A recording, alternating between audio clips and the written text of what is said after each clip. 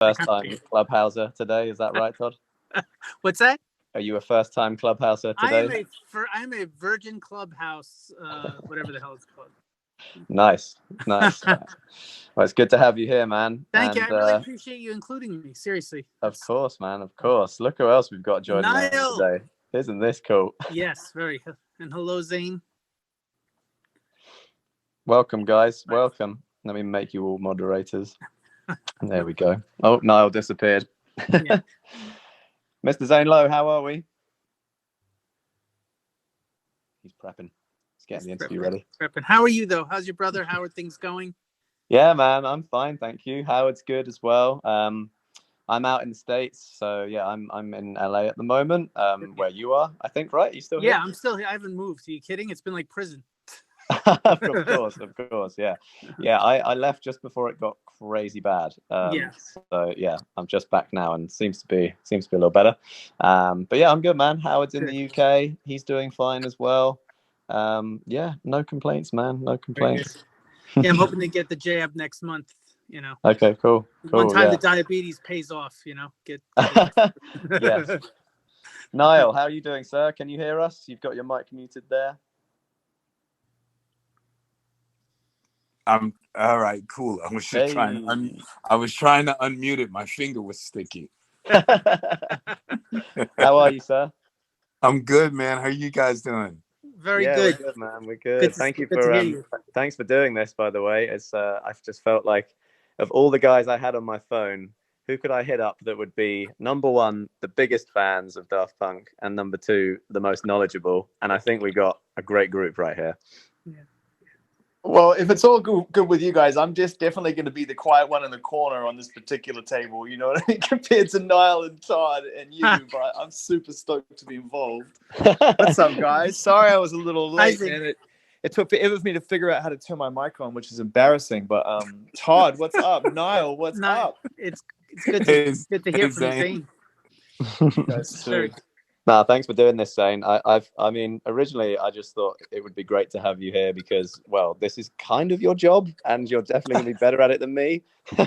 Nah, man. I was stoked that you reached out, and obviously, you know, this is a great room you put together, and this is the first time I've actually come onto Clubhouse, and so this is kind of a perfect sort of entry point for me. But it's been a rough day. I mean, I'm sure. I don't know. I can't wait to hear what everybody, you know, in this particular meeting, you know, feels about today. But it really hit me hard today. Like, yeah, it hit me really hard because, and I said this to a couple of people, and some of them understood where I was coming from, and some of them thought that I was crazy.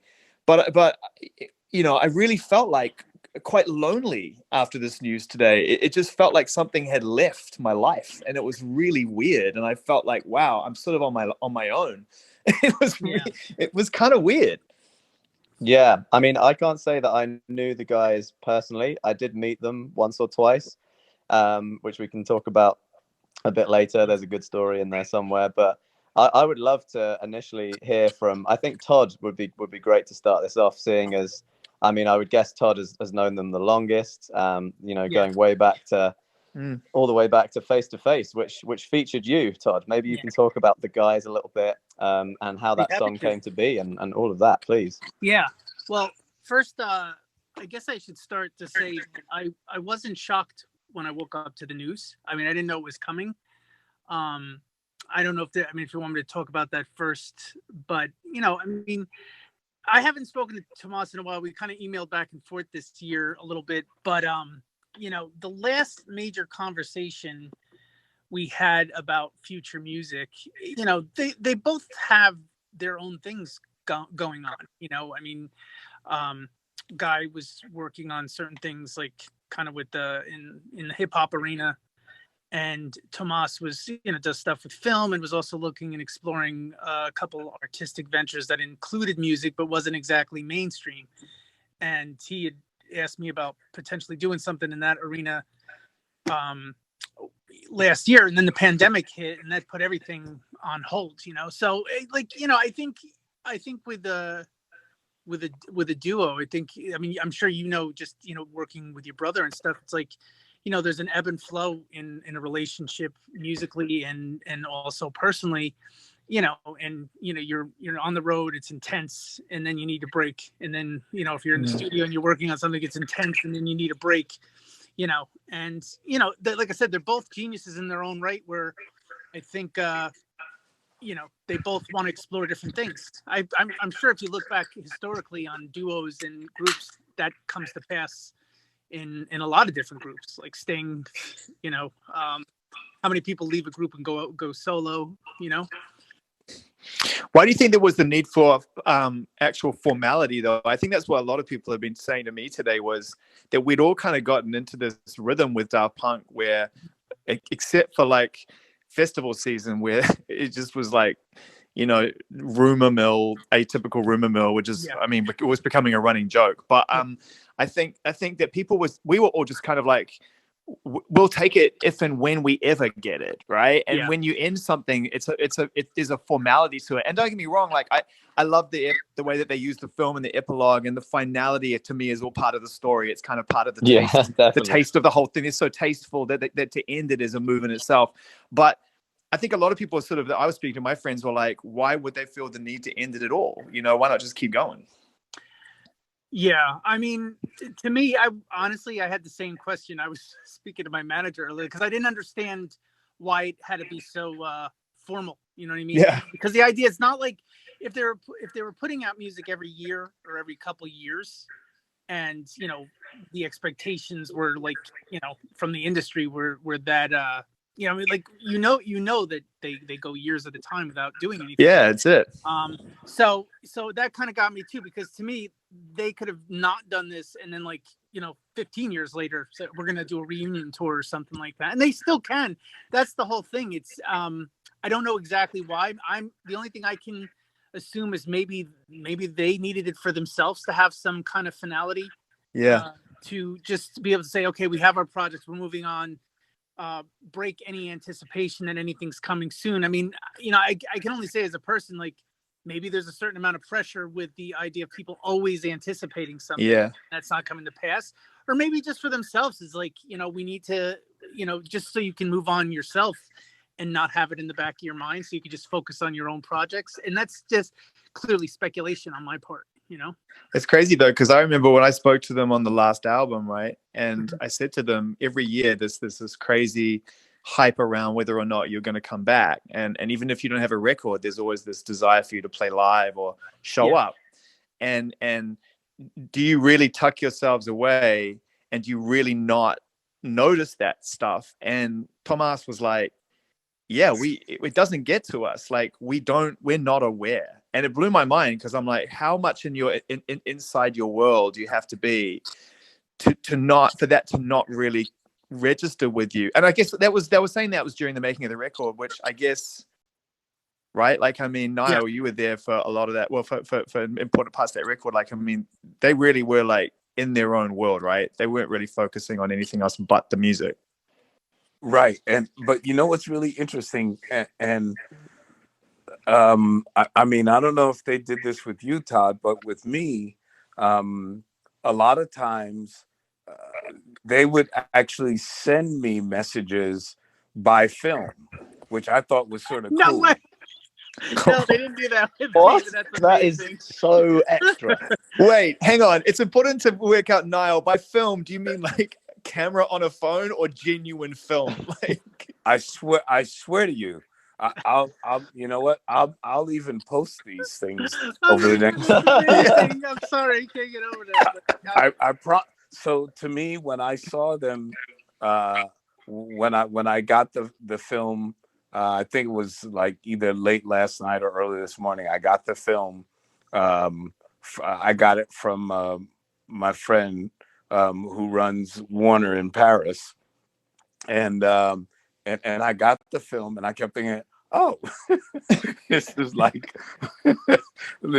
other films that they've sent me. Like I'll ask a question, and they'll send me they'll stay in character, and will hit me back with a film as the robot. So they won't talk. They'll type out the message, and it's really cool. I mean, like, for my birthday, they've done that. If I've asked them for a That's quick. special, Oh, that's yeah, the best if kind I've of asked them card for, I could imagine. if I ask them for a special request, they've done things like that. And so when I saw this today, I thought, Where's my film? no, because we got a film. That's what happened this morning. We got a film, and I thought that this was, to me, I felt it was so incredibly artistic. It was like keeping really, really, really keeping to your concept.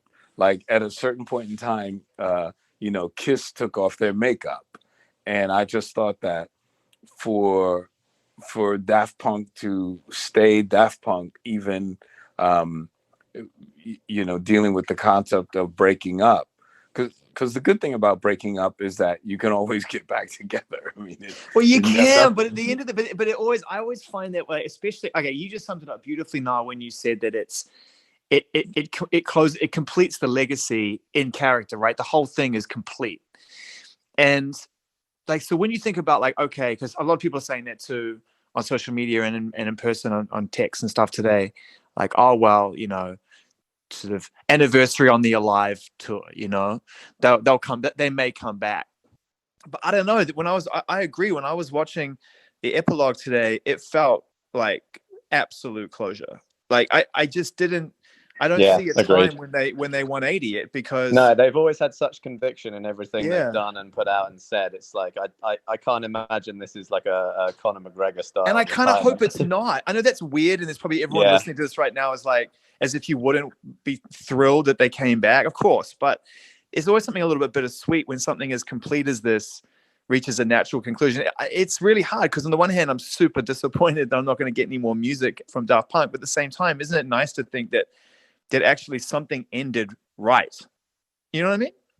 Yeah. Closure, it can be important. And I guess it can help with, like, in a relationship, it helps with healing. It's like a quick blow at the beginning, but then you're not getting messed around, I suppose. But let's see, man. I think so. I think because they have such conviction and they've always been such bold and strong artists in like any direction they've taken, I can't imagine at the end they would flip-flop. It seems Niall, like how many of these films do you have? Like, I probably have about 3. Wow.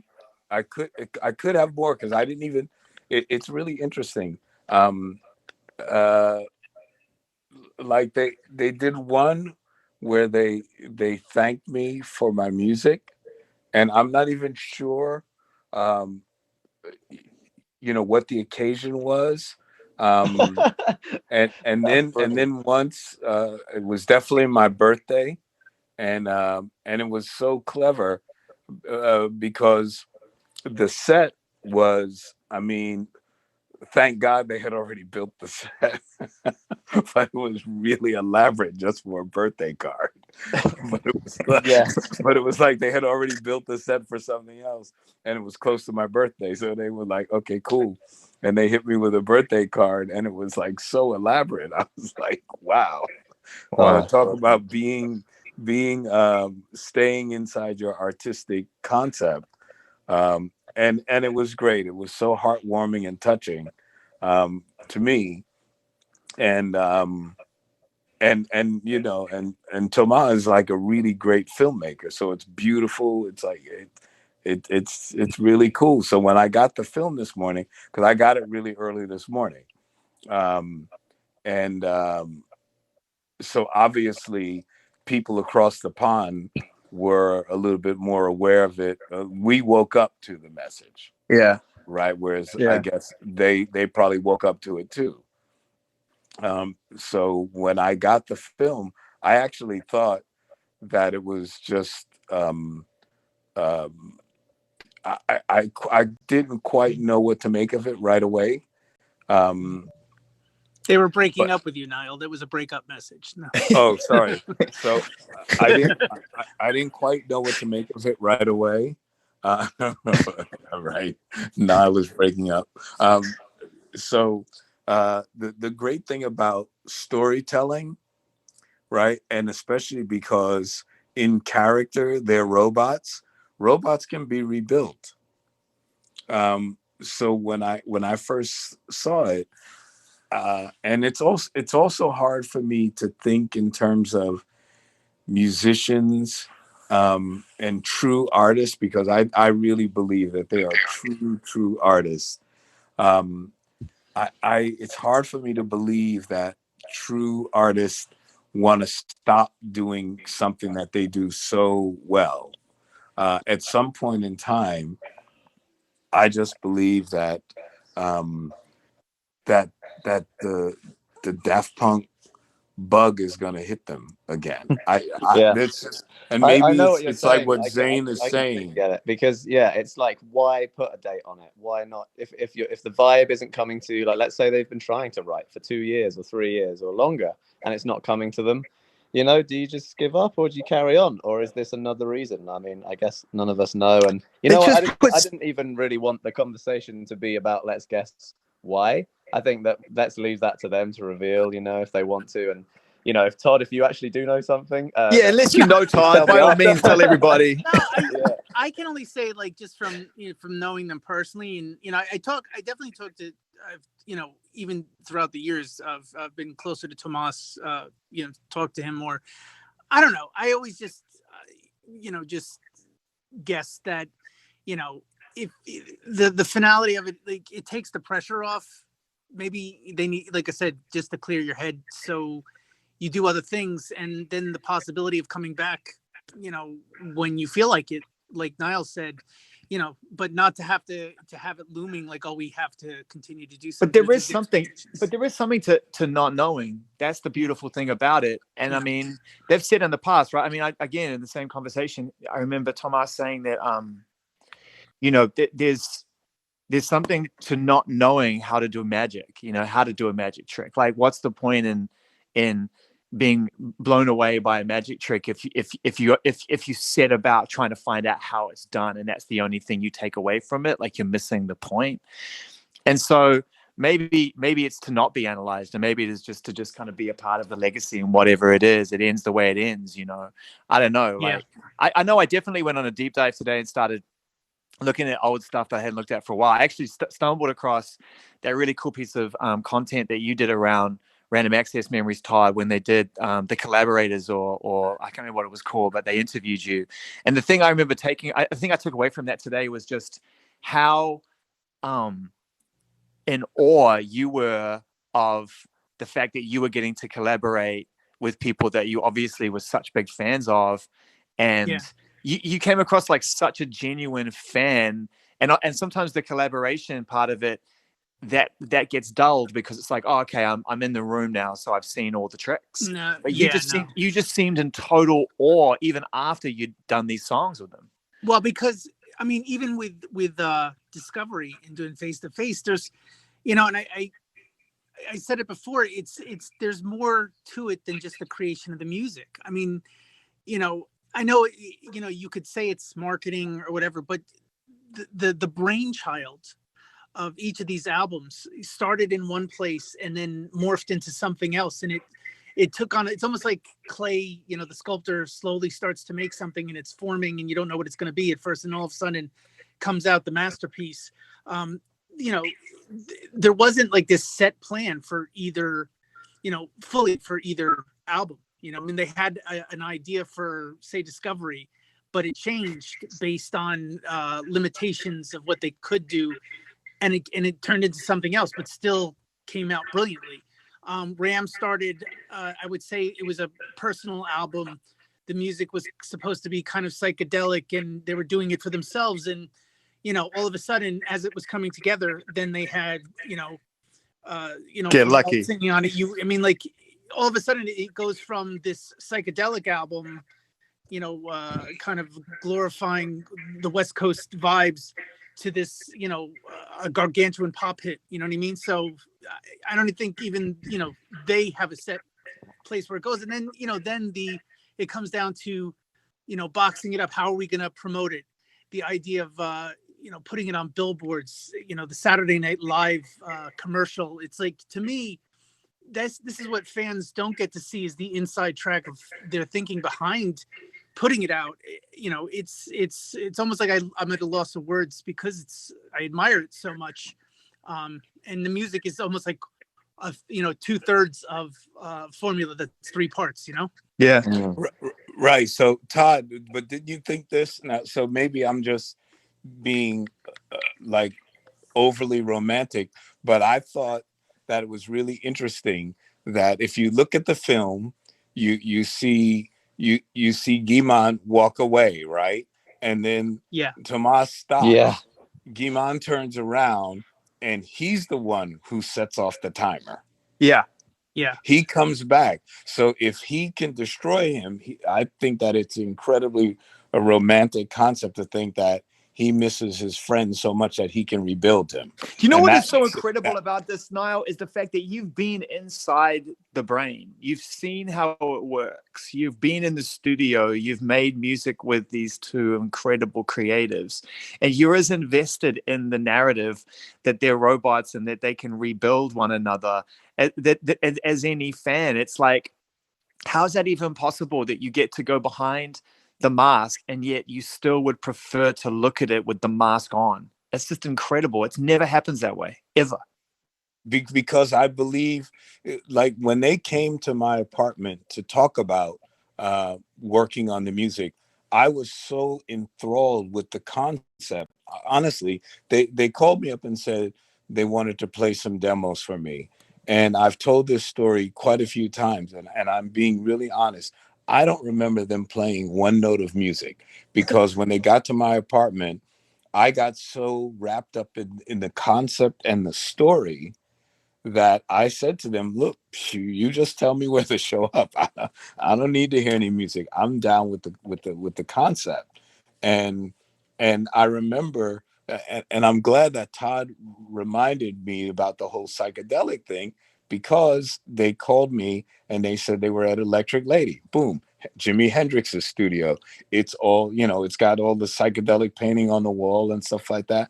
I had no idea that that's where they were coming from. So I get to the studio and I just happened to mention to Tomas, I said, yo, bro, you're standing in exactly the same spot that Bernard Edwards was standing in when we cut our very first hit single. Oh, They that's looked at me awesome. and they went, are you kidding? Whoa. She did everything at the power station. I said, no, we did our first single at Electric Lady. We did the album at the power station, but we were signed to a singles deal. And if you open up their first album, you see there's a Chic record on the floor.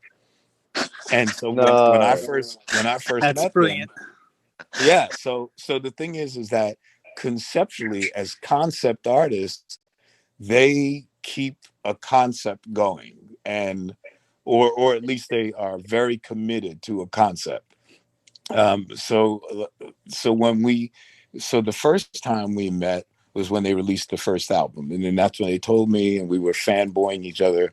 But then once we started working together, um, they really convinced me of the concept. And of course, because I come from Chic, which was also a concept, I really love and respected them for that. So I always tried to stay in the vibe. Like I always tried to, if you notice when Pharrell talks about him, he always says the robots, the Yeah. robots, the robots. My same way, I don't necessarily call them the robots, um, but I like to respect the artistic vibe of Daft Punk. So the fact that they've communicated to me so much without talking, they make a film, and I remember them telling me, like, hey man, part of our concept is that we're robots and we don't talk. Niall, would you say that out of all the acts and artists that you've worked with over the years, that Daft Punk were perhaps one of the hardest to define reality and the concept, just from when you hung out privately or in the studio? Because I know some people have a stage presence and like a vibe that they embody on stage. I mean, me and Howard for sure, like when we go on stage, sometimes before the show we go, okay, let's go and pretend to be cool for an hour and a half and then we'll get back to normalness. Would you say with Daft Punk it was like No, you don't know who no, it is? Is that where the robot thing comes from? Perhaps I don't know. Like, no, they're really cool. They're guys. They're we've been parties together. And what's cool about them is that when you're with them, in a party situation, if people haven't worked with them and don't know them, most unassuming people in the room, right? Yeah, I mean, this actually right, leads me Todd? on to my Wouldn't you story. I agree? can second that for sure. Yeah. Yeah. This leads me on to a story of when I met them, which is a funny one. We were playing in Paris. I think it was Social Club, which is either gone now or changed name, but it was a great club, really sweaty and like small, great sound system. I think it was there, or it was something very similar to that anyway. And we're pretty late to the not late for stage time, but we get there kind of last minute, and it's a DJ set, so we're rolling with our stuff, and we go to the dressing room, and we see the dressing room, and it is just full of people, and we are like, this is not the public area, this is like just our dressing room. And we'd had a long flight, and we were kind of like, we just needed a second to chill before the stage, and our entire rider had been drank. It was full of like Parisians smoking away, the whole room. Oh, I'd love to have seen Howard at this point. Yeah, Howard was not pleased. I mean, neither was I, really. You should have seen Toby, our tour manager. My God. So anyway, we chat to the promoter, chat to the stage guys, whatever, and we need these guys out ASAP. And so my tour manager is quite a big guy. He used to play rugby for England, let's put it that way, and he was kicking people out with some force. And then the last two people to leave, we clock our Tomas and Guy, and we were like, oh yeah, that's not great. We've just definitely blown that. But like you said, they are so unassuming, and I had not really seen them much, without the helmets, and they ain't wearing their helmets when they're smoking cigarettes in my dressing room. So I was like, no, my heroes just walked past me and they hate me. Oh God. But they stayed for the show, and we did have a word afterwards, and I think it was all love, I think. But yeah, they definitely drunk our entire rider with all their friends. I just love the idea of the last two people. You finally figure it out after a really it was awkward, like prolonged 9 minutes. Yeah. It was like just French guy after French guy, and then it was, oh no, that's Daft Punk. That's not just French guy number 9. That's a different guy. Anyway, I'd like to ask a couple more questions, if that's cool. I'd specifically love to know some of the differences between you're working with them, Nile, and Todd's working with them. Todd, specifically for you, I'd love to know about Face to Face, because I know you both worked on Random Access Memories, but Todd, if you could speak a little bit more about Face to Face and that era of Daft Punk and the Face and Discovery as a whole in 2001, that time would be great, and then stories from you about Get Lucky at the end, if that's cool. Definitely. Well, basically, I just like Nile, during homework, before homework was dropped, I met up with them in New York and just talked about things, and they were talking about a potential collaboration, and then that didn't happen. But I was happy to find my name said in the teacher's track, so I knew they were still interested. And then all of a sudden, I got a call for Discovery. We met up in New Jersey. And at the time I was living with my parents and had a studio in my bedroom, basically. And, they walked into the studio and they had a smile on their face. I'm like, is everything good? He's like, no, this is great. It's great. Basically I took like 70 samples from some records, and they came in and did the same thing, about like 70 samples. And, had that simple, the drum pattern there, and Tomas I sat at the keyboard first and was trying to do some stuff, but I'm not an alpha in the studio at all, and I was like feeling a little insecure. And then he got there and started doing a pattern, and he kind of sounded like me. I was like, well, he could really do me better than me, and basically me and Guy were like sitting there for a good portion of time. We both added some stuff, and once we were done, they flew me over. Now, mind you, how old was I? I was like 20 something, never been out of the country because I didn't really start DJing until my 30s. So they flew me out business class to Paris and put me out in the Tim Hotel, which basically overlooked all of Paris and the Sacré-Cœur. And we listened to the track like once or twice. And then the rest of the 2 weeks was just basically hanging out and, getting to meet all their friends, like Pedro Winters was their manager at the time. DJ Falcon was a good friend. It was really just more of a hangout, they treated me like royalty, like family. But during that time, Tomas was like, he said to me, he's like, I noticed you were kind of holding back in the studio. And I'm like, yeah, I'm not really one to like jump on and just do whatever. So I kind of felt like I needed to do more during the second session when I was going to be coming back. So on the plane, I decided to take a shot at writing the song. Basically, the term face to face was a sample that was actually saying Christopher Roberts, but it sounded like face to face, and that became the premise of the song. And that's awesome, Christopher Roberts. Yeah, Christopher Roberts. But basically, the whole idea for Discovery was originally going to be a live action, like kind of film with each song being a part of the film. And basically, I think at the time, though, they had a lot. I think they bit off a little bit more than they could chew with doing that. So they decided to go in the anime direction. But in the meantime, the whole concept of face to face was the point where the protagonist was going to, it's like a battle between the protagonists and the antagonists. Like the robots are rebelling, basically. And once the battle, the smoke cleared, it was supposed to be like a big mirror. And they realized that they were fighting themselves the whole time. Like they were their own enemy. So when I wrote the song, I kind of wrote it with the idea it was something that you could sing to yourself, sing to another person. And at the time, me being very spiritual was also like, it had to fit like if I was singing to God, basically. So I wrote that on the plane on my second trip out. I let them hear it. They liked it a lot. And basically, I sang it twice. That was it, like twice. No auto-tune, nothing. They just took it, recorded it, and layered it, and just put some side chaining on the vocal. And you hear the final result. Nailed I just it, love bro. that. I just love that you were like, I was just laying back in the studio. I didn't really want to kind of step up and be like too, intrusive. But second time I came back with a concept about singing face to face with God. That is. I'm a like bit of a contradiction. Yes, I know. You went from 0 to 100. Yeah.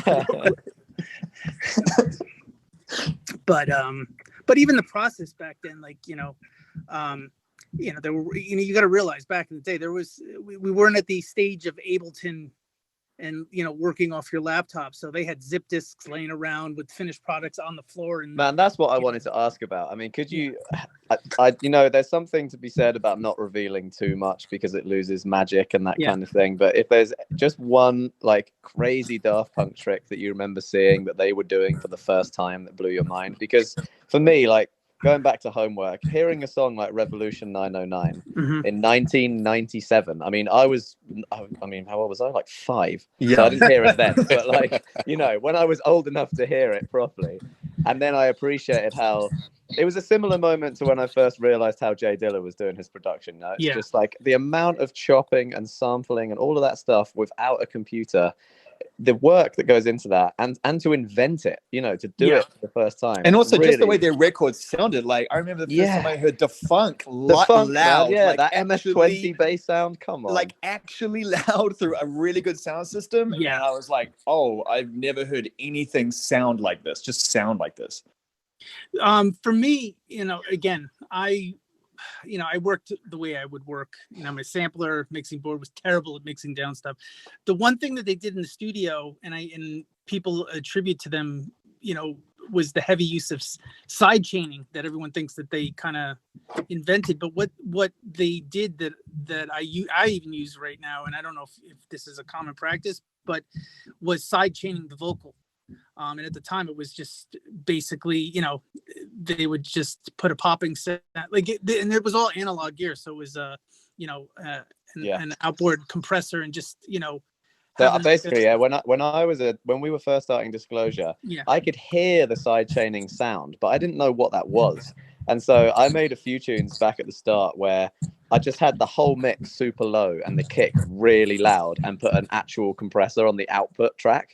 And then the kick would just like obliterate the rest of the music. And that would be kind of like Daft Punk style, but way worse. That's a good trick though.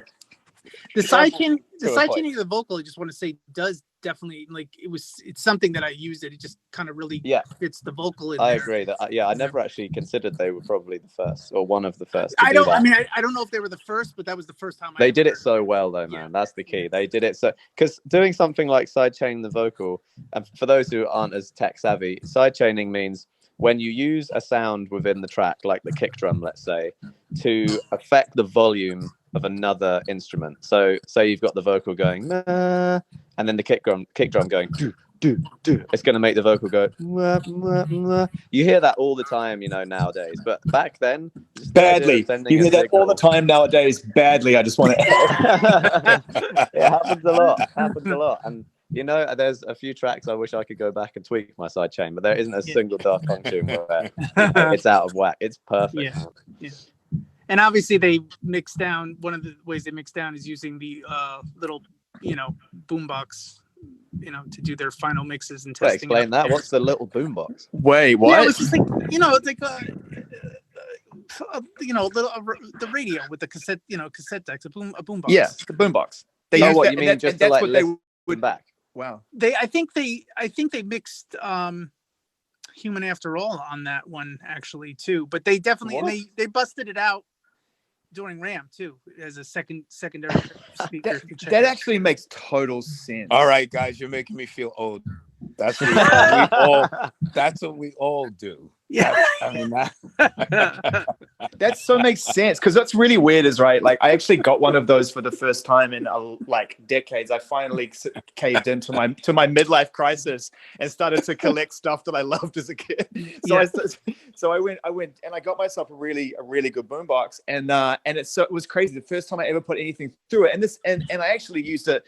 I connected it to a digital output as well to see what it would sound like in this particular boombox, and it still made it sound like a boombox. So it makes total sense, because the sound that you hear in those, in particular in the first Daft Punk album, is just that all day. Yeah. All day. Cool, man. Okay, Niall, maybe you can give us a little insight into the Daft Punk of more recent times, when you were involved with Random Access Memories and made easily the biggest hit of the year, 2013, I believe it was. Yeah. So for me, what was great about it is that, you know, I love storytelling, and they just, I mean, I was enthralled. They came to my apartment in New York. They said they came to play demos. And as I said, I promise you, I don't believe I heard anything, because whatever we did, when we got to Electric Lady, and I told them that's what she cut our very first hit record, somehow that was the magic word, and everything changed. And they said, well, Niall, can you explain to us how you used to make Chic records? And they made me bring my clear guitar, because I guess they were fans. So they said, please, whatever you do, bring this guitar. Well, so I brought not like the guitar, not your normal Fender. No, I brought both. I would never go to a studio. I mean, as you know, when I play with you guys, the Hitmaker is my signature. I was going to say, I mean, it takes a special kind of relationship and person to tell Nile Rodgers not to bring the Hitmaker to make a song. Yeah, surely now that has never happened. Yeah, no. So they didn't tell me not to bring it, but they just said, please bring the plexiglass. They just wanted to see it. Right. But then I also said to them when I got to the studio, I said, you know, it was really a great idea that you said that, because typically when I do my parts, I'll, as you guys know, like when I play with Disclosure, like, so I'll play a part and then I'll try and do a sort of accompanying part that makes the part do a sort of side chain type of thing. It accentuates the rhythm. Yeah. So what I did was the plexiglass guitar is actually electronically constructed to sound like my Hitmaker, because I used to play that guitar live all the time. That was part of the Chic concept. So what we wound up doing is we wound up lucking up on something. So I get to the studio, they asked me how did we make Chic records? So I told them to turn everything off but the drums. I wrote out a little chart and I played the first song. and they liked it so much. They were like, whoa, this shit is the bomb. This is great. So then I took out the plexiglass guitar, started doing the single note part, which obviously became the melody to and the lick to to get lucky, right? So that didn't exist until I played that.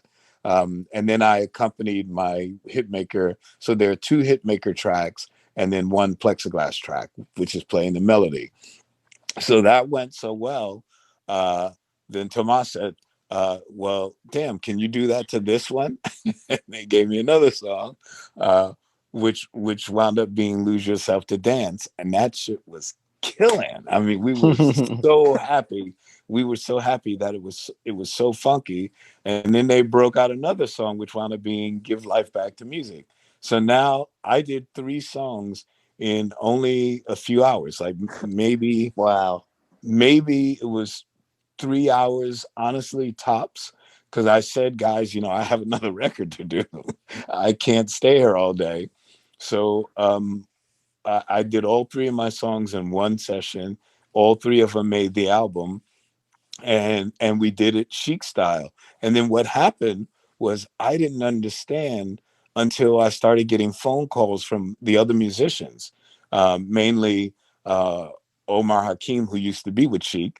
I'm sorry, not Omar. Oh yeah, it was Omar, and then Nathan East called me, and they was like going, "Damn, Nile, this was amazing. We thought our parts were done, and then all of a sudden, they come back with these tracks that have you playing, and we had to do our stuff over again." So it was just organic. So they came to my house, we talked. I was enthralled. I get to the studio. They were enthralled, because then it felt like a magical place. And it just was so organic and so natural that I never even heard the music again until we did the videos, when they started interviewing me for the collaborators. So I hadn't heard anything because as you know, guy, like as soon as I finish one record, I go to the next, right? So I didn't know anything, and then they show up to do the collaborators video, and that's the first time I heard "Lose Yourself to Dance" again, and I was like, damn. I just thought I would drop dead. It was so damn funky. It's so good. It's what I call a chugger. It's like got such a slow but groovy tempo. And if you listen to it, it's just a trio. It's just guitar, bass, and drums, except for when Tama comes in with, come on, come on, come, whenever he comes in with his part. Sorry, wrong song. but when he comes in, that's the only time you hear anything else. It's just, basically a guitar trio with Pharrell singing, and I just couldn't believe how they just left it so organic and so funky like that. It really blew me away. And if you talk to Pharrell, same thing. He didn't remember, singing the parts or anything like that on the record, because when he got to Paris, he was sick, and all of a sudden they went and did their magic, and then they surprised us with this magic, and it was incredible. I remember Thomas saying that, and you got to remember, like, Pharrell now is considered by a lot of people like to be first and foremost. I mean, he's a creative across the board and multiple levels, and very sort of lots of layers to what he creates and what he does within music and within the community. But at the time, he was a producer. Right. And he contributed vocals to hooks and was an essential part of the whole NERD scenario, but he wasn't a front man, like a quote unquote front man, right, where the focus is entirely on him. And Daft Punk, and Thomas said, was like, we saw him, and he was, charming and talented, had a great voice, he was handsome, and we were like, there's all this potential. Why is he not doing more with all of that? And so they were like the first group, I feel, unless correct me if I'm wrong, that really saw that in Pharrell, and this was before any of the like significant solo work he did, right? Yeah, pretty much. Crazy. It's so crazy. And you know, my experience with them, it was just so, man, it was so natural and so loving and so loaded with respect. You know, when you talk about marketing, I don't know if you guys remember, before the record dropped, there were all these phony Daft Punk records coming out, right? Everybody kept saying, "Oh, this is the new Daft Punk record. This is the new Daft Punk record," and people would listen to it, and it wasn't. And then I think it was because they put it out on vinyl at the same time. Some dude in Europe somewhere, he worked at the record store, and I guess got the records. I remember this. Back. You remember that? So Yeah. back in the day, records used to come out on Tuesday or something, and so in order for it to be in the record shop, they would get it the week before, like on Thursday or Friday.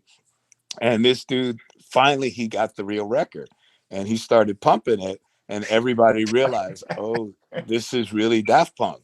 And so we had a meeting in Santa Monica, because I was there doing, I think I was, I don't know what the hell I was doing. I think I was, I don't know. I was, anyway, I was in Santa Monica. I was maybe Lady Gaga or something, but I was in Santa Monica.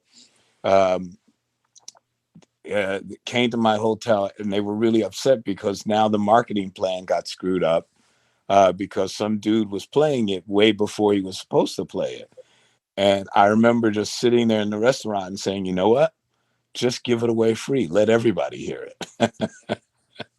And I guess they called Apple, and for a week or so, Apple, just everybody could hear the record, and you could hear every song on the record, which was really great. And everybody knew it. And then they did the clever, the Saturday Night Live commercial, where they just showed a little bit, and the helmets come together, and then they wrap buses. And then I don't know if you guys remember, but they debuted I think in New Zealand, in either New Zealand or Australia, at some kind of vegetable market. No, I don't remember that. I don't remember that one. That's how they launched. That's how they launched the album. That is deep. By the way, that is very deep subterranean marketing. That's what that is. That sounds like something. That sounds like something my brother would come up with. It's very niche. We're launching the next album, guy, at a fruit market. Yeah, trust me. The vegans heard it first. The vegans. That's exactly what he would say. Yeah. Oh man. All right. So there's one more story I want to touch on, because I think it's probably the only time where me, Howard, Todd, Nile, and Daft Punk were all in the same room, and that was and it's going to be a bit name droppy, to be honest, but I don't care. It's, they broke up today. We're healing here. Should I get my explosion ready just in case? Yeah, you probably should, bro. It was after the Grammys. It was after the Grammys when Daft Punk just cleaned up, and I was sitting on the floor because I think it was. So it would have been 2013, right? So Settle, our album, had been nominated for Electronic Album of the Year.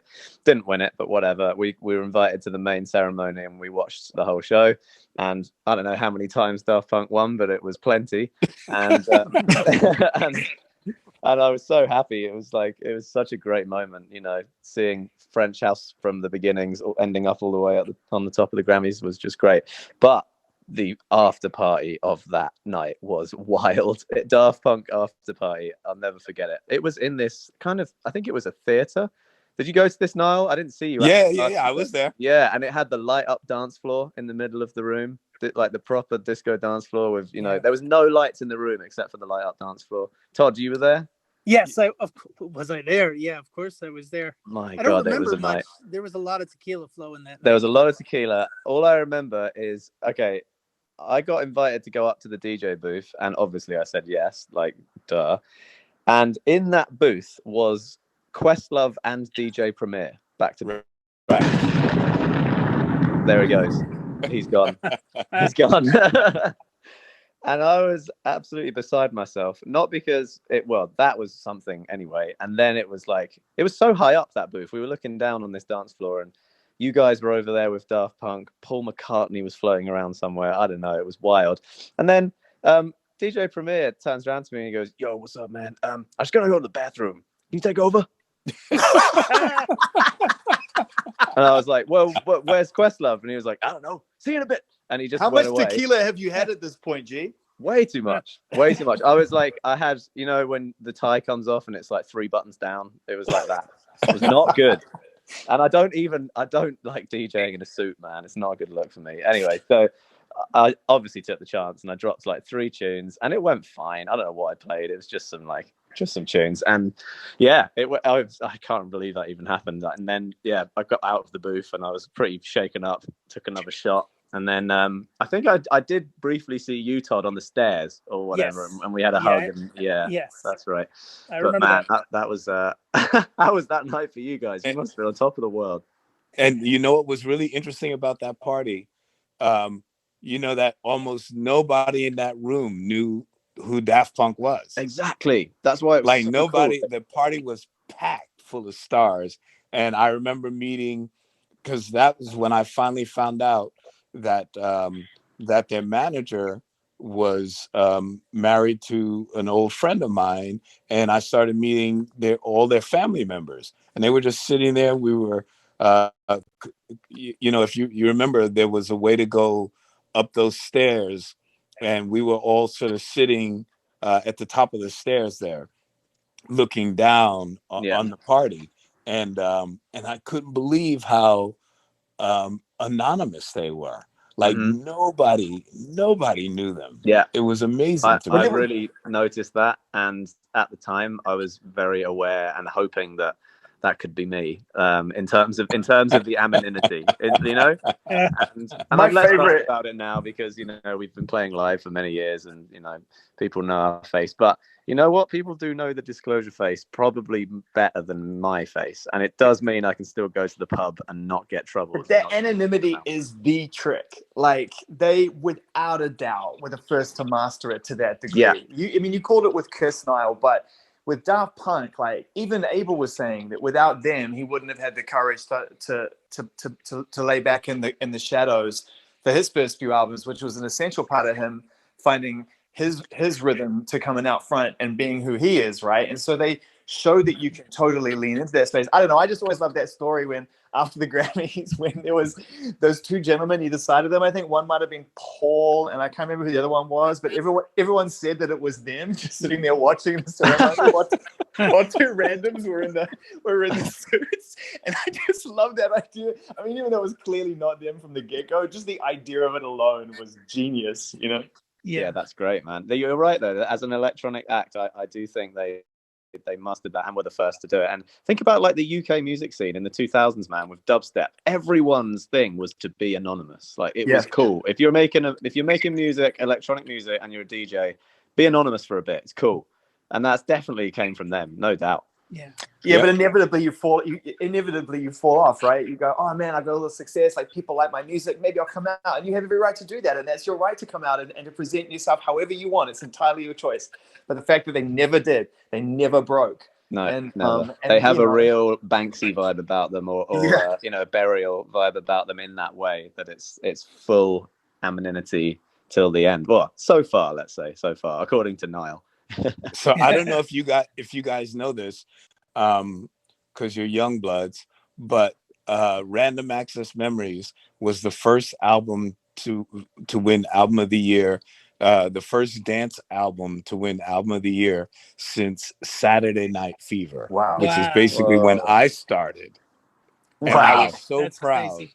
I was so proud that a dance record won Album of the Year. It was amazing, because at the Grammys, you know, they don't treat us that we don't win Album of the Year. So it was amazing to me. I was so proud. I couldn't believe it. Wow, awesome, man. Well, I think we covered it. I guess the only question left is, what's your favorite Daft Punk song? Mine is Defunct. Defunct? Okay, Yeah, great choice. I love that record.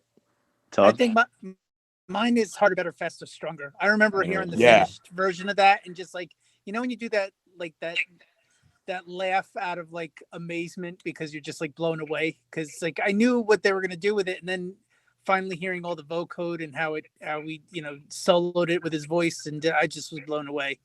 So, Zane? Yeah, that's pretty great. It's hard, man. I mean, it's a tough one, right? My one, I mean, look, I've spent far too many nights and too many clubs where One More Time is it's euphoria beyond. Yeah. But for me, like, I think mine's a random one. You guys are going to be probably surprised. I think the one I go back to the most now is Doing It Right. I just love, Oh yeah. I love Oh, that. it's killer. It's so killer. I just love the theme of it is so simple. The words are so perfect, and just the whole flow and the feel and the way the vocoder, it's just, Yeah. and it's the just way different. the vocoder rises with the chords, it's just so satisfying the way they voice those chords. It's so simple, but it's anthemic, that one. It just, at least today when I was doing my like hour-long tribute mix, it really jumped out. Yeah, definitely. Well, I think my favorite live moment of Daft Punk wasn't even watching Daft Punk. It was watching Todd DJ many times over the years, and he always sings face to face live on the decks. And Amazing. I respect that heavily, bro. I respect the hell out of that. And people be like, "Why is he singing that?" No. Yo, great why is he DJ set, singing but that don't in ruin the- that song, bro. Yeah, it's me. It's me on the song, man. Oh, I see. Right. Yeah, I think putting Nile and Todd tunes aside, I would, for me, God, it's hard.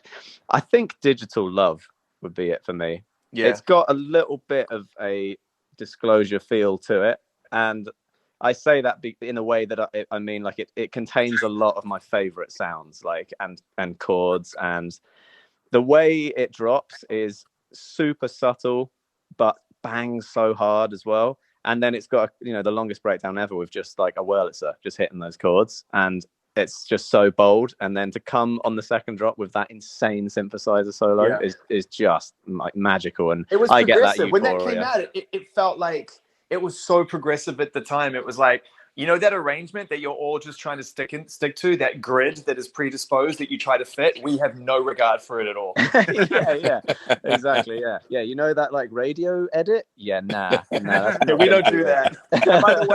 By the way, in 10, 15 years time, you'll be coming back to this song going, that is the radio edit. Yeah, exactly. Oh man. Okay, well, if any of you guys any last thoughts or words, feel free to stay and hang. But I was probably going to open up for a few questions. We got a few hands raised in the crowd, so if you guys want to sign off or stay around, feel free. I'll stay a minute, but I got to get back to work. I respect that. And by the way, Nile, how hard it was to not ask you what that session was that you were going to after that Daft Punk session? I honestly don't remember, but I remember feeling bad because I think that they would have asked me to play on something else, but I really couldn't stay. I was like going, I really only thought I was coming to do one song, so I didn't have the whole day blocked out. And they just happened to call me, and I just happened to be home. It wasn't like something that was super organized. Just love the way it works like that. Yeah, amazing, right? You made magic. You do. Okay, we got some hands raised. I don't know who to pick. This is my first time picking hands on this app. So I'm just going to. Well, just know that whoever you don't pick, Guy, is going to really hate you for a long time. That's just an FYI. Oh, good. Oh, great. Okay, I'm going to go with this person. Let's see if she pops into the. Here we go. Renee. Hi, Nile. Oh my God, this is such an honor for me, Zane. Disclosure, I saw your tweet on Twitter and I made sure to put it into my time calendar because there's a time difference. I'm in Montreal, Canada. I want to ask, are they, because I heard rumblings today, yes, they're breaking up, and then I also heard that an album is coming out. Is that true? I mean, I don't know about you guys. I haven't heard anything. I mean, I don't know. I mean, it could be, but I'm pretty close with them, and especially their Cedric Curvet, who does the artwork and stuff. I think they would have kind of clued me in if they were putting something else out. But I hope to be pleasantly surprised. Yeah, I think what we said earlier about how Daft Punk have always had a real conviction about their decisions and their campaigns, that it would be a weird move. It would surprise me, but if anyone could pull it off, maybe they can. But then again, they never sent me video messages when they wanted to talk. So yeah, they've never sent me a short film. I knew you were stewing on that, Todd. I knew that one. So, maybe I have another question. So, was Nile the producer on the last album? Nile? I mean, would you say you produced those songs or just wrote and played on them? I just wrote and played. Yeah. There you go. The last song on the album, Contact, the drumming on that, was that song always made me very emotional. Maybe can you speak to that track and the drumming? Who's drumming on there? I'm not sure. Anybody know? I don't know. I'm not entirely sure. No, not sure. Yeah, Sorry. neither am I actually. I know the track was originally there was an earlier version. The only trivia I can give you is I know there was an earlier version of it without the drumming that DJ Falcon did with Daft on it, and then I think they added more to it and built it up more. That's the only thing I know about it. Okay, cool. Okay, thanks, Renee. I hope that helped a little bit. It was great. We got some more people in there. Oh, here we go. We got DJ Sneak raising his hand. Let's see what DJ Sneak. Yo, how are we, bro? Hey, how are you? Doing fine, thanks. Sneak. Nice to meet you. How you fellas doing? What's up, Todd? Hey, All right. You and Todd are friends? You go way back? Oh, yeah. Nice. Yes, we do. Sneak, have you got any stories, Daft Punk related stories, moments in time, any reminiscing you want to? I got lots, but I actually like to keep them private because I know they're very private themselves too. I came kind of late in the conversations. I don't know what you guys discussed already. We've gone fairly in. I mean, Nile revealed that they used to send him short films to communicate. So that's definitely the revelation of the night. Okay. Okay. I mean, I could tell you this. I was moved by those kids way when I used to show up to Paris and play the Rex Club and all that stuff. That's when I first met them, both of them, Tomas and Guy. And when they did their first album, Homework, they invited me to go on tour, and I did this bus tour with them, which was about 12 dates and 17 days around Europe. And it was probably the most amazing experience I had as a DJ, not as a rock and roll person. You know what I mean? Not somebody who's used to staying in hotels, not sleeping in buses and showering and venues and things like that. I found that very amusing and very incredible experience, actually. That's when I really got to know them really well. Sneak, was that the tour? My friend always told a story about the early shows around that album where they would start with a heartbeat, similar to how they started with the robot human thing in Alive, but it was just a heartbeat. And then it got faster and faster, and then the whole thing kicked off. Is it that tour? This was their very first tour. This was their very, very first tour. So no real production or anything, just more of a DJ tour. Yeah, they were doing live performances, like they had all the analog gear and stuff like that. But they had a tour bus with just roadies, and then they had a tour bus with the fellas and a few friends who used to kind of tag along on tour when we were going through France and stuff like that. Wow, amazing! They were really like amazing. I mean, I don't want to say where, man. These guys are still alive, man. I was really upset today to see people put RIP, like rest in peace, because they're very much alive. And I know Tomas and Guy Manuel will continue doing other things. And this is not the ending for them. Maybe this is the ending for the Daft Punk project. But yeah, definitely, man. I mean, I think it's important to say I've enjoyed a lot of their solo stuff already. I mean, it already exists, It's great stuff. Yeah, I mean, they included me as, one of their teachers in their album and stuff, and that's great. For me, they made the contribution in electronic music, and people should be grateful and be, be a bit more like respectful to the fact that they're just artists, and maybe this project is over and maybe there's other projects, maybe not even necessarily together. These guys are both amazing persons. They're not robots, actually. For sure. I mean, Niall's already expressed that he doesn't think this is the end. He thinks the robots will be rebuilt, and that's all part of it. And I love that idea. I could see that. If there's one thing I know about Tomas in specific, is that he's very detailed, and he thinks about stuff in detail, like way in advance in future time. You know what I mean? Yeah. So he's very, if he's doing something, it's because something else might be in the way, or maybe he just wants to be a dad and a husband. You know what I mean? And that's fine too. For Totally. sure. I think that's really fair. And I think the thing that, sure, it's totally normal. This is this beautiful relationship that you form with artists and your favorite artists and music. It travels with you, and then when it ends for one reason or another, it leaves a void, and so people feel differently about it on the day. But you make a good point. Like, if you can get to a point where you can, and we talked about this before, where you can draw something to a natural conclusion and feel good about it, assuming that this has ended in a really good way, and that's how I'd like to think.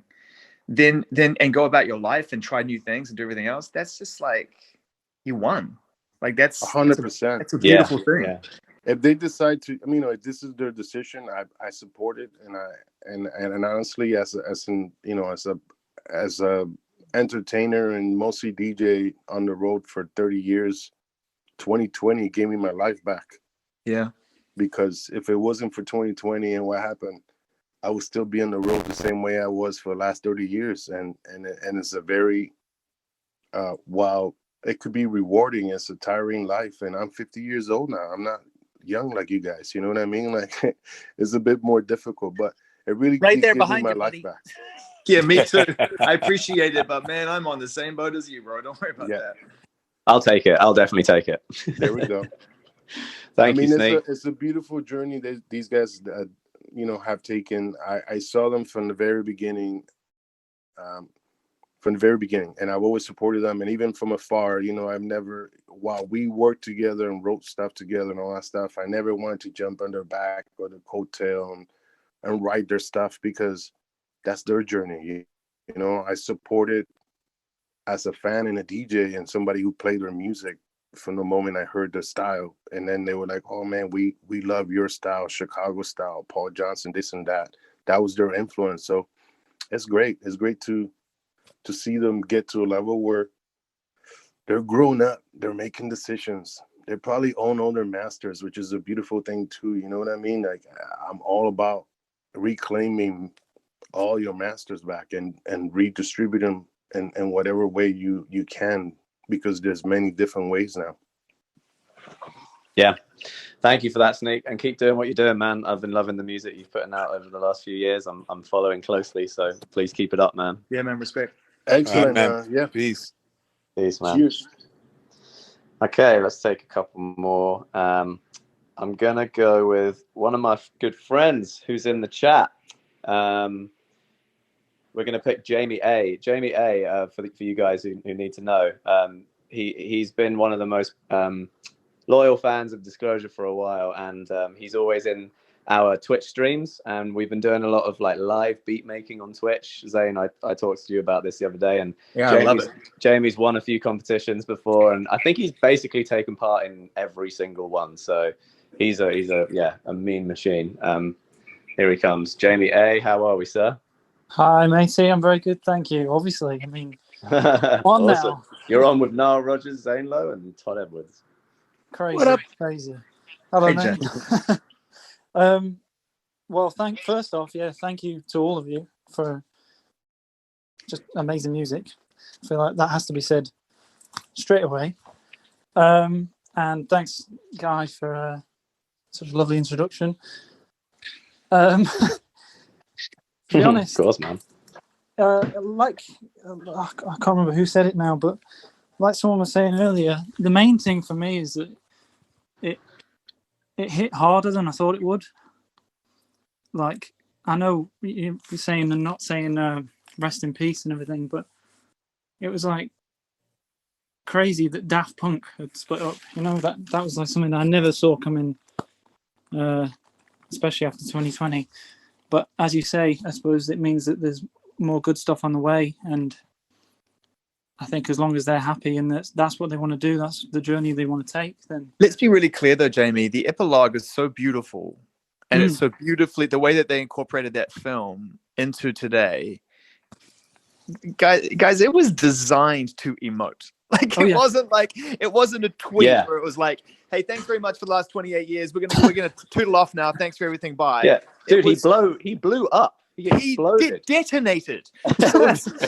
Yeah. And I mean, like, there's a singular... it's like a breakup over WhatsApp. It's bad.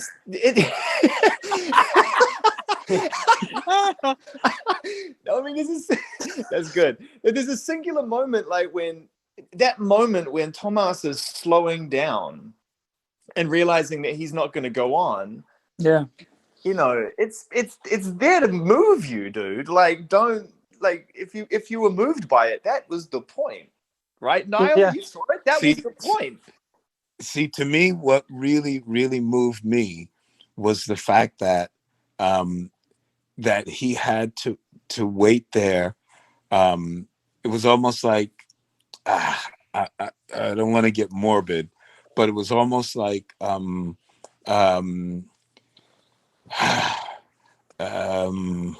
like being euthanized. Like, it was like, okay, I can't do this anymore, but I want my best friend to detonate. And the countdown was so damn suspenseful.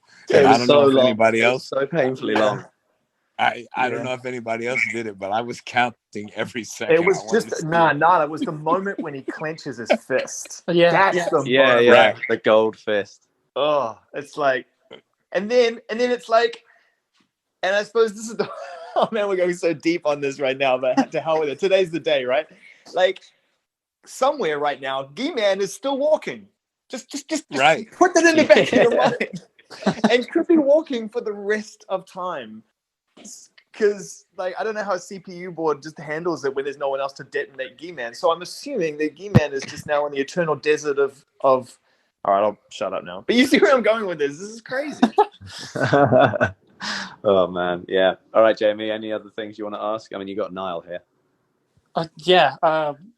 It's one of those where you're put on the spot and you're like, well, I would have had a million questions, but... Take a couple deep breaths. It's all right.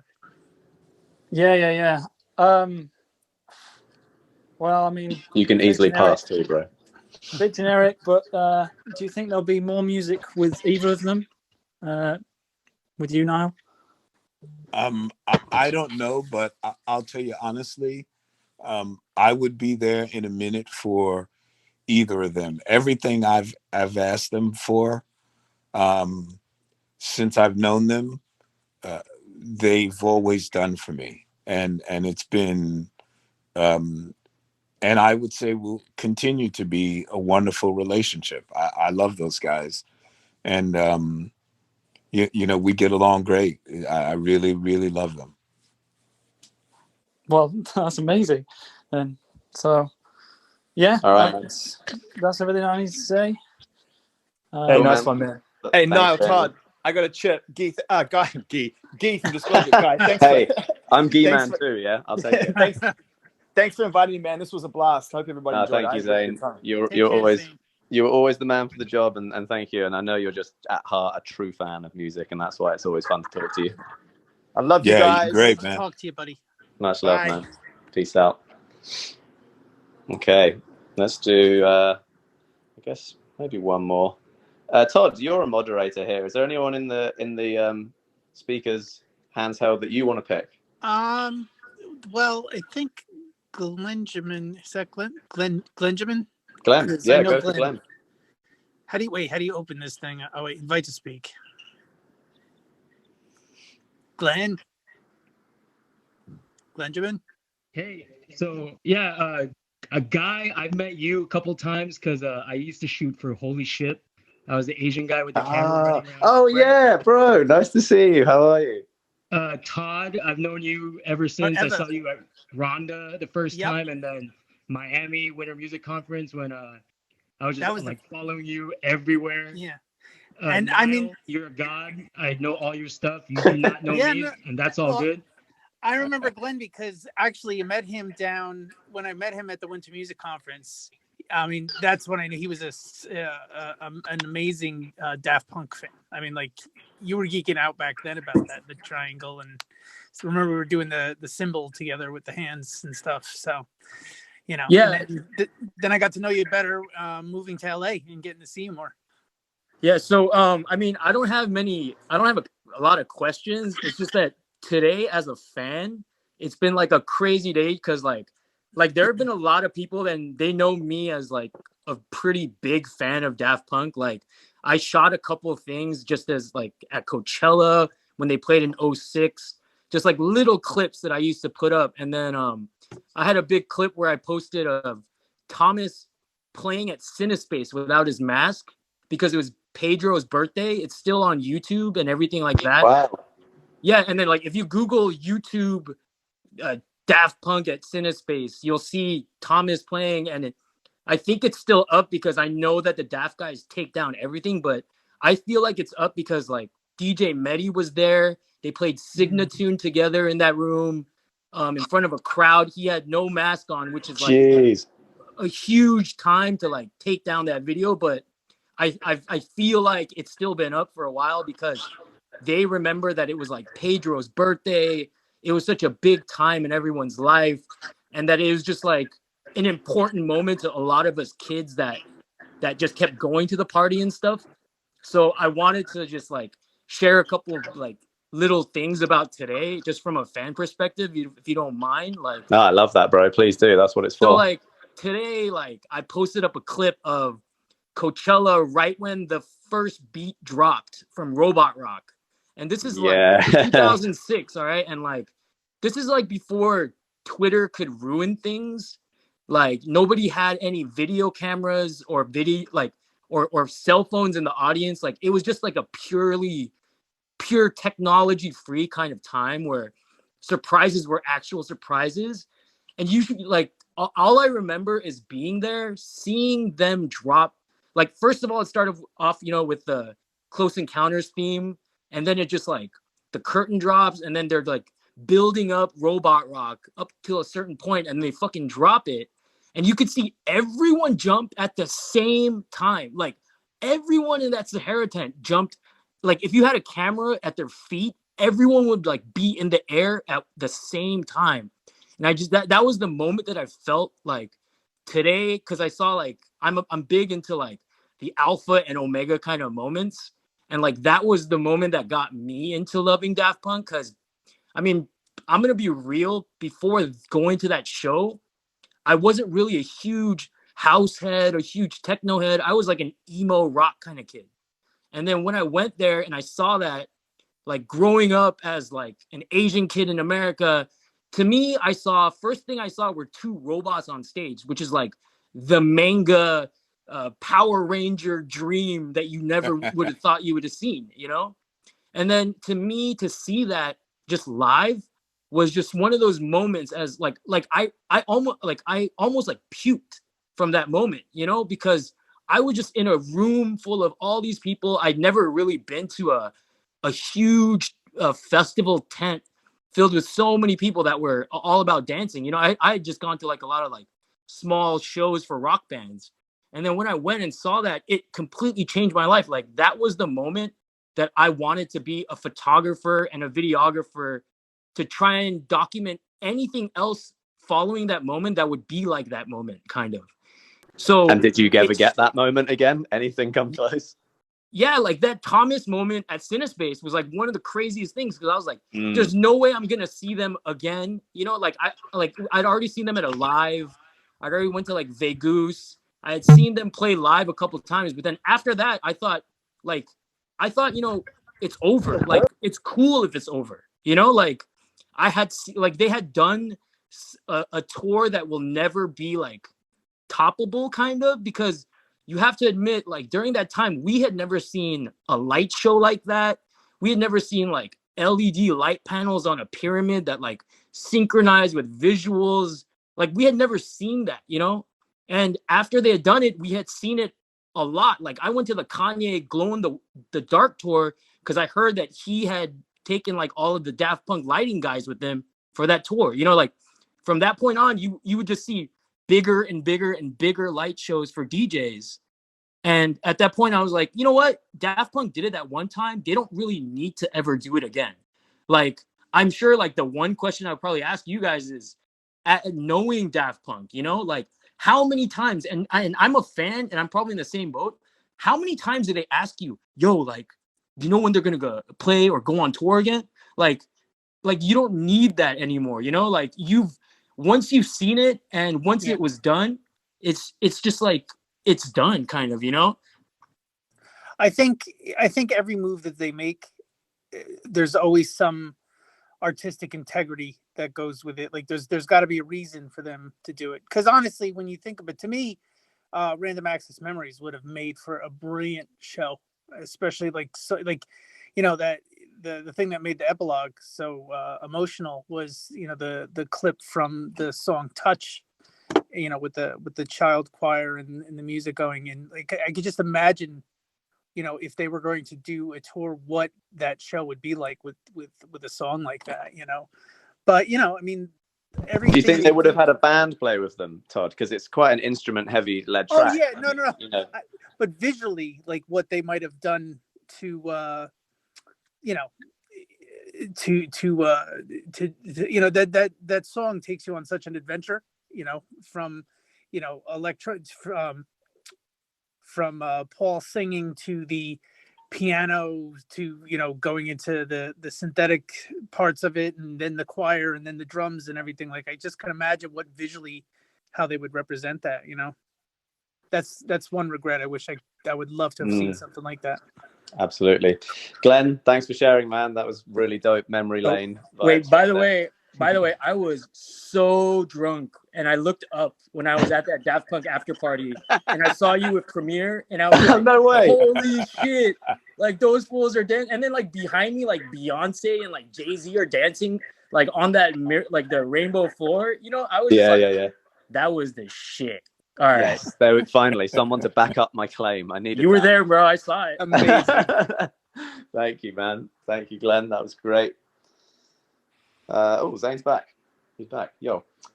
He may just be listening. All right, I'm gonna take a couple more, and then I'm gonna call it a night. I got FOMO. You got FOMO. Listening to Daft Punk, and then he had to come back.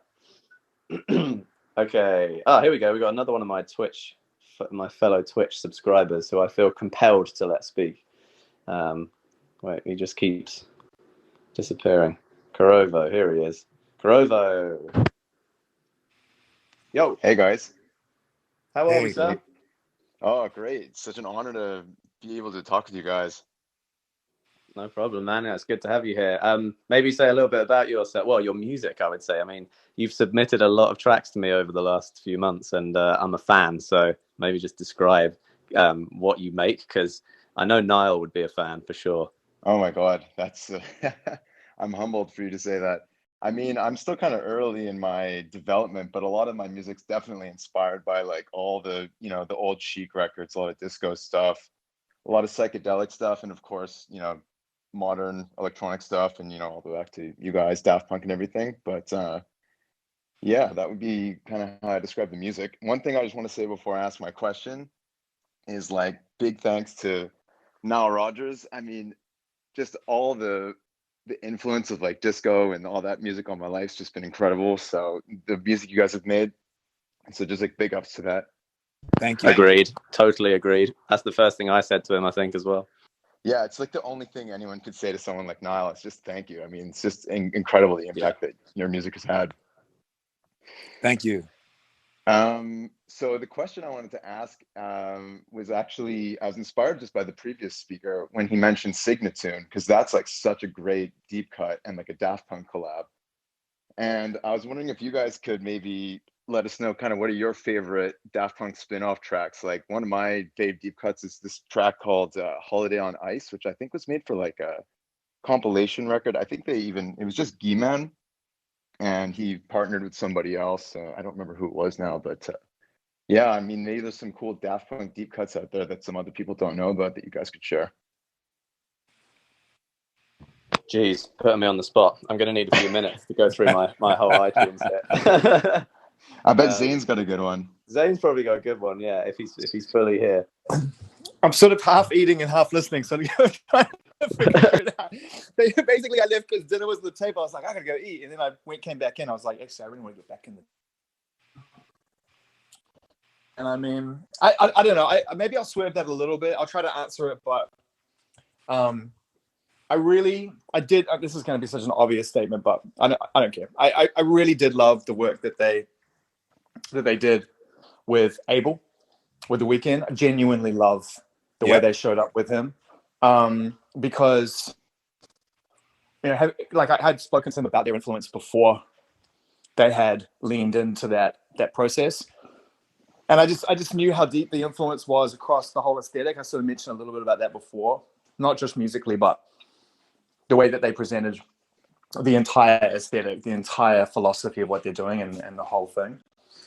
And so when I heard Starboy was coming, I was like, okay, how is this going to impact Abel's creative? Like, how does this fuse together? And when I heard Starboy, it was just so. And it was kind of around the Tron era, I think, as well, maybe just after the Tron era. So it had that really bleak, I won't bang on about it, but it just had that really bleak, stark, kind of dystopian sound that they'd landed in around that time. And to hear Abel kind of just do what he did over it, I just felt was super inspiring. And that record, even though I knew it was coming before I'd heard it, it far surpassed any expectations I could have had in my head about how that would happen. So I know it's not a deep cut, but and then they flipped it with a really beautiful, sweet pop song, right? The other collab on that record. So to me, it was a true example of collaboration, and it's all The Weeknd, but it's also very much Daft Punk, and that's tough. That's really hard when you have two very, very distinctive artists. That's really challenging. Yeah, I'm going to go with the other obvious one, but I guess it's maybe it's not obvious. I don't know, because I mean, this album wasn't loved by everyone, but me and Howard personally always loved it, and that's Jesus, and they were involved in that record. And On Site, my God, they did On Site, Black Skinhead, Send It Up, if I remember correctly, and I Am a God.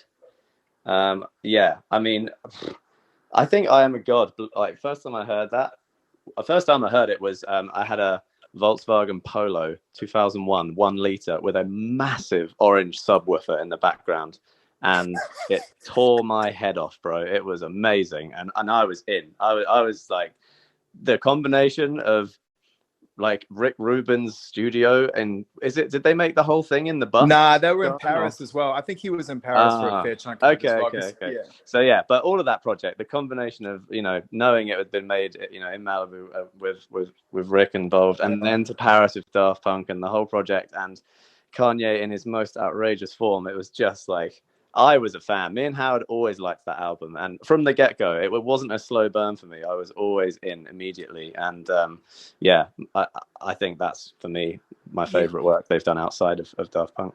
A little trivia, the drums for Black Skinhead,